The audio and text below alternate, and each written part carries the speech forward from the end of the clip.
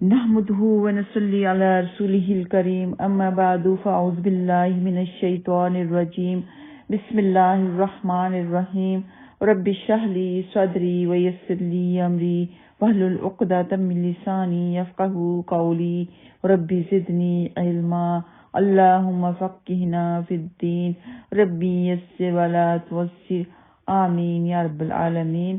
تو my dear, آج کا آپ کا سبق ہے سورۃ البقرہ پارہ نمبر 2 آیت نمبر 155 سے 156 اور 157 تک انشاءاللہ تعالی۔ سب سے پہلے تفسیر، پھر لفظی ترجمہ۔ وَلَنَبْلُوَنَّكُمْ بِشَيْءٍ مِّنَ الْخَوْفِ وَالْجُوعِ وَنَقْصٍ مِّنَ الْأَمْوَالِ وَالْأَنفُسِ وَالثَّمَرَاتِ وَبَشِّرِ الصَّابِرِينَ الَّذِينَ إِذَا أَصَابَتْهُم مُّصِيبَةٌ قَالُوا إِنَّا لِلَّهِ وَإِنَّا إِلَيْهِ رَاجِعُونَ أُولَئِكَ عَلَيْهِمْ صَلَوَاتٌ مِّن رَّبِّهِمْ وَرَحْمَةٌ وَأُولَئِكَ هُمُ الْمُهْتَدُونَ۔ فرمایا، اور یقیناً ہم تمہیں خوف اور بھوک اور مالوں اور جانوں کے پھلوں کی کمی میں سے کسی نہ کسی چیز کے ساتھ ضرور آزمائیں گے، اور صبر کرنے والوں کو خوشخبری دے دے۔ وبشر الصابرین۔ تو یہ خطاب صحابہ کرام رضی اللہ تعالیٰ عنہم کے لیے ہے، لیکن دیگر مومن بھی اس میں شامل ہیں۔ لہذا جو لوگ دعوت اور جہاد کی ذمہ داری قبول کریں گے، ان کا مقابلہ اہل فسق اور فجور سے نہیں ہوگا، اور جو لوگ حق پر قائم رہیں گے ان کی طرف سے دوسروں کو دعوت دیں گے۔ ان کی ابتلا اور آزمائش لازم ہے، یہی سنت ابراہیمی ہے، اور یہی آزمائش اس لیے بھی ضروری ہے تاکہ جھوٹے اور سچے، صبر کرنے والے اور جزا فضا کرنے والے میں تمیز ہو سکے، اور جو صبر سے کام لیتے ہیں اللہ تعالیٰ سے اجر کی امید رکھتے ہیں اور رضائے الہی پر قائم رہتے ہیں، اللہ تعالیٰ اسے بشارت دیتا ہے کہ اس کا اجر اسے پورا پورا ملے گا۔ تو یہ خطاب صحابہ کرام کے لیے بھی، مومنوں کے لیے بھی، جو لوگ دعوت و تبلیغ کا کام کرتے ہیں ان کے لیے بھی، سب کے لیے ہے کہ تھوڑا سا خوف، کچھ بھوک، کچھ مال کی کمی، کچھ جانوں کی کمی، یعنی اپنوں اور غیر، خویش و اقارب، دوست و احباب کی موت، کبھی پھلوں اور کبھی پیداوار کی نقصان وغیرہ سے اللہ سبحانہ تعالیٰ اپنے بندوں کو آزما لیتا ہے۔ صبر کرنے والوں کو نیک اجر اور اچھا بدلہ عنایت فرماتا ہے، اور بے صبر، جلد باز اور ناامیدی کرنے والوں پر اس کے عذاب اتر آتے ہیں، اسی کا نقصان ہوتا ہے۔ ناامیدی کفر ہے، اس وقت بھی کتنا بھی نقصان ہو جائے صبر کرے، اچھی امید رکھے، دین کے زیادہ نزدیک ہو جائے، اللہ تعالیٰ پر بھروسہ رکھے، امید کا دامن کبھی نہ چھوڑے، تو انشاءاللہ تعالیٰ وہ دنیا میں بھی کامیاب، آخرت میں بھی اس کے لیے اجر۔ لیکن جو بے صبرے ہوتے ہیں، جلد باز ہوتے ہیں، وہ نقصان ہی اٹھاتے ہیں دنیا میں بھی اور آخرت میں بھی۔ تو اپنے نقصان ہونے پر پیری فقیری کے چکر میں، طویل دھاگے کے چکر میں پڑ جاتے ہیں، گمراہ ہو جاتے ہیں، مزاروں پر جا جا کے دعائیں کرنے لگتے ہیں۔ تو بعض سلف سے منقول ہے کہ یہاں خوف سے مراد اللہ سبحانہ تعالیٰ کا ڈر ہے، بھوک سے مراد زوروں کی بھوک ہے، یعنی کہ زوروں کی بھوک میں بھی گمراہ ہونے کا خطرہ ہوتا ہے، اس وقت بھی بڑے صبر سے کام لینا ہوتا ہے۔ مال کی کمی سے مراد زکوٰۃ کی ادائیگی ہے کہ کئی کو خوف ہوتا ہے کہ ہمارا مال کم ہو جائے گا، اس خوف سے وہ زکوٰۃ نہیں دیتے۔ جان کی کمی سے مراد بیماریاں ہیں، پھلوں سے مراد اولاد ہے۔ اللہ تعالیٰ عالم۔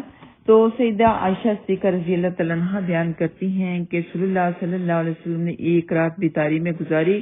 مدینہ میں پہنچنے کے بعد آپ صلی اللہ علیہ وسلم نے فرمایا، کاش میری صحابہ میں سے کوئی صالح مرد رات کو میرا پہرا دیتا۔ اتنے میں ہم نے ہتھیار کی آواز سنی۔ آپ صلی اللہ علیہ وسلم نے پوچھا، کون ہے؟ آواز آئی، میں ہوں، سعد بن ابی وقاص رضی اللہ تعالیٰ عنہ، میں اس لیے آیا ہوں کہ آپ کے پاس پہرا دوں، چنانچہ آپ سو رہے۔ یہ بخاری میں موجود ہے۔ تو اللہ سبحانہ تعالیٰ نے تو پہلے ہی نبی پاک صلی اللہ علیہ وسلم کی حفاظت فرمانی تھی، لیکن درجہ اس صحابی نے پانا تھا، اس لیے وہ آ گیا اور اس نے پہرا دیا۔ اور نبی پاک صلی اللہ علیہ وسلم کے دل میں بھی جو بات ہوتی وہ اللہ کی طرف سے ہی ہوتی، وہ بھی وحی ہوتی۔ لیکن وہ وہی الہامی کہلاتی۔ تو سیدنا ابو ہریرہ رضی اللہ تعالیٰ عنہ بیان کرتے ہیں کہ میں نے صفا والوں میں 70 آدمی ایسے دیکھے جن کے پاس چادر تک نہ تھی، یا تو فقط تہبند تھا یا فقط کمبل جسے انہوں نے گردن سے باندھ رکھا تھا، کسی کی آدھی پنڈلیوں تک پہنچتا تھا اور کسی کے ٹخنوں تک، جسے وہ اپنے ہاتھ سے سمیٹتے رہتے اس ڈر سے کہ کہیں ان کا سطر نہ کھل جائے۔ لیکن یہ بخاری میں موجود ہے، لیکن وہ گمراہ نہیں ہوئے، کسی سے انہوں نے سوال نہیں کیا، دین کی محبت میں دین سے جڑنے کو انہوں نے مقدم سمجھا۔ تو یہ صبر کے بارے میں حدیثیں ہیں۔ آگے ایک حدیث، 2 حدیثیں اور پڑھ لیتے ہیں، حدیثیں تو اور بھی ہیں لیکن 2 اور پڑھ لیتے ہیں۔ حضرت عائشہ صدیقہ رضی اللہ تعالیٰ عنہ نے اپنے بھانجے عروہ بن زبیر رضی اللہ تعالیٰ عنہ سے کہا، اے بھانجے، ہم پر ایسا وقت گزر چکا ہے کہ ہم ایک چاند دیکھتے، پھر دوسرا چاند، پھر تیسرا چاند، یعنی 2 مہینے آپ صلی اللہ علیہ وسلم کے گھر میں آگ نہیں جلتی تھی۔ عروہ نے کہا، خالہ پھر تمہاری گزر کس چیز پر ہوتی تھی؟ سیدہ عائشہ صدیقہ رضی اللہ تعالیٰ عنہ نے فرمایا، انہی 2 کالی چیزوں یعنی کھجور اور پانی پر۔ اتنا زور تھا کہ چند انصاری لوگ آپ کے ہمسائے تھے جن کے پاس بکریاں تھیں، وہ آپ کے لیے بکریوں کا دودھ تحفے کے طور پر بھیجا کرتے تھے، جس سے آپ ہم کو بھی پلاتے تھے۔ یہ بخاری میں موجود ہے کہ اتنی تنگی کے باوجود اتنا بڑا صبر عظیم، اللہ سبحانہ تعالیٰ ہر ایک کو عنایت فرمائے کہ صبر کرنا سیکھ لیں۔ سیدنا ابو ہریرہ رضی اللہ تعالیٰ عنہ بیان کرتے ہیں کہ رسول اللہ صلی اللہ علیہ وسلم کی آل پر آپ کی وفات تک ایسا زمانہ نہیں گزرا کہ انہوں نے مسلسل 3 دن پیٹ بھر کر کھایا ہو۔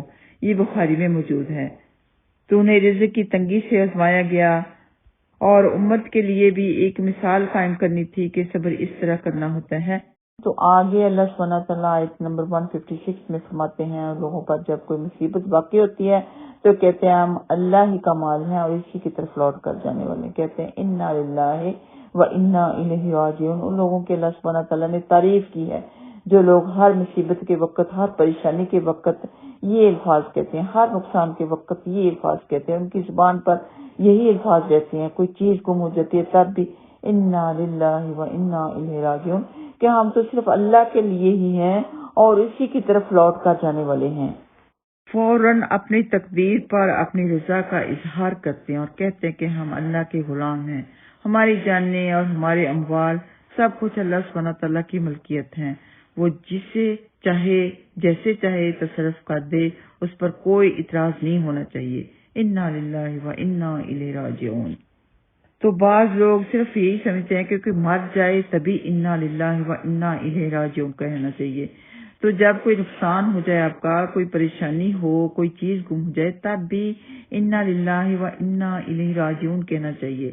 تو بہت لوگ حیران ہو جاتے ہیں کہ جب کوئی کسی کو اپنا حال بتاتا ہے تو دوسرا سامنے والا کہتا ہے انا للہ و انا الیہ راجعون، تو وہ سوچ رہا ہوتا ہوگا کہ یہ کیا اس نے کہہ دیا، یہ تو مرنے کے وقت کہا جاتا ہے۔ تو یاد رہے کہ یہ ہر مصیبت کے وقت کوئی کسی کی مصیبت سنتا ہے یا کسی کے اوپر آتی ہے، کوئی پریشانی آتی ہے، کوئی کسی کی چیز کے گم ہونے کا سنتا ہے یا خود کی گم ہوتی ہے، اسی وقت کہنا چاہیے دوسرے کو، پہلے کو بھی دوسرے کو بھی، انا للہ و انا الیہ راجعون۔ ایسے لوگوں کے لیے اجر عظیم ہے، ایسے لوگوں کی اللہ سبحانہ تعالیٰ نے یہاں تعریف کی ہے کہ وہی لوگ ہدایت پر ہیں، انہی لوگوں پر رحمتیں ہیں، سلامتی ہے، کیونکہ انہوں نے جب جان لیا کہ وہ اللہ سبحانہ تعالیٰ کے غلام ہیں اور اسی کی طرف لوٹ کر جائیں گے، تو کسی بھی حال میں صبر کا دامن ہاتھ سے نہیں جانے دیں گے، کیونکہ ایسے لوگوں نے جب جان لیا کہ وہ اللہ سبحانہ تعالیٰ کے غلام ہیں اور اسی کی طرف لوٹ کر جائیں گے، تو کسی بھی حال میں صبر کا دامن انہوں نے اپنے ہاتھ سے نہیں جانے دیا۔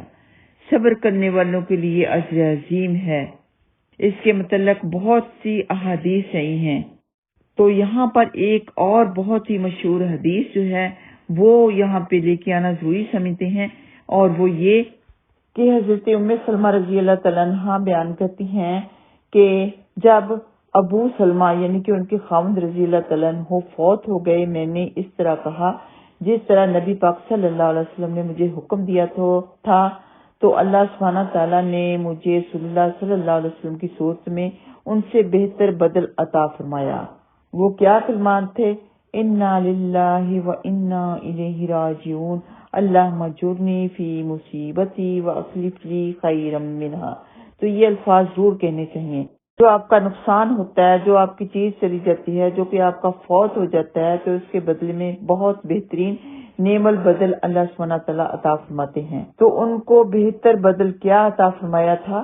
اتنا اچھا نعم البدل عطا فرمایا کہ ابو سلمہ کے بدلے میں نبی پاک صلی اللہ علیہ وسلم ان کی زوجیت میں آئے۔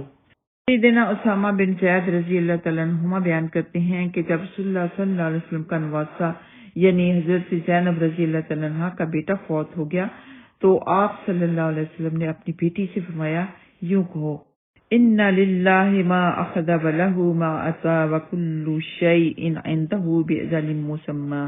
بے شک اللہ تعالیٰ ہی کا ہے جو اس نے لے لیا اور اسی کا ہے جو اس نے دے دیا، اور اس کے ہاں ہر چیز کا ایک وقت مقرر ہے، لہذا تمہیں چاہیے کہ صبر کرو اور اس سے زیادہ ثواب کی امید رکھو۔ یہ بخاری میں موجود ہے۔ تو جو صبر کرتے ہیں اللہ سبحانہ تعالیٰ ان کا ساتھ دیتا ہے، ان کے لیے رحمتیں، برکتیں، سلامتیاں سبھی کچھ ہیں، اور کیا تعریف ہے ان کی کہ وہی لوگ ہدایت پر ہیں۔ اور یقین کریں کہ جب انسان کو ان الفاظ کے، ان کلمات کے معنی معلوم ہوتے ہیں اور وہ اپنی مصیبت کے وقت، کسی نقصان کے وقت، کسی چیز کے گم ہونے کے وقت، کسی کے فوت ہونے کے وقت یہ کلمات پڑھتا ہے تو اسے واقعہ ہی میں صبر آ جاتا ہے۔ اللہ سبحانہ تعالیٰ اس کے ساتھ دیتے ہیں، جو کہ اللہ تعالیٰ نے وعدہ فرمایا ہے کہ وَإِنَّ اللَّهَ مَعَ الصَّابِرِينَ۔ اور اللہ سبحانہ تعالیٰ سے دعا بھی کرتے رہنا چاہیے کہ یا رب العالمین صبر کرنے میں میری مدد فرما۔ آخر میں حضرت ام سلمہ رضی اللہ تعالیٰ عنہا جو کہ زوجائے محمد صلی اللہ علیہ وسلم بنی، اللہ کے رسول کی زوجائے محترمہ بنی، ان کے بارے میں ایک اور حدیث پڑھ لیتے ہیں، پھر انشاءاللہ لفظی ترجمے کی طرف آئیں گے۔ تو حضرت ام سلمہ رضی اللہ تعالیٰ عنہ فرماتی ہیں کہ میرے خاوند حضرت ام سلمہ رضی اللہ تعالیٰ عنہ ایک روز میرے پاس حضور اکرم صلی اللہ علیہ وسلم کی خدمت میں حاضر ہو کر آئے اور خوشی خوشی فرمانے لگے، آج تو میں نے ایک ایسی حدیث سنی ہے کہ میں بہت ہی خوش ہوا ہوں۔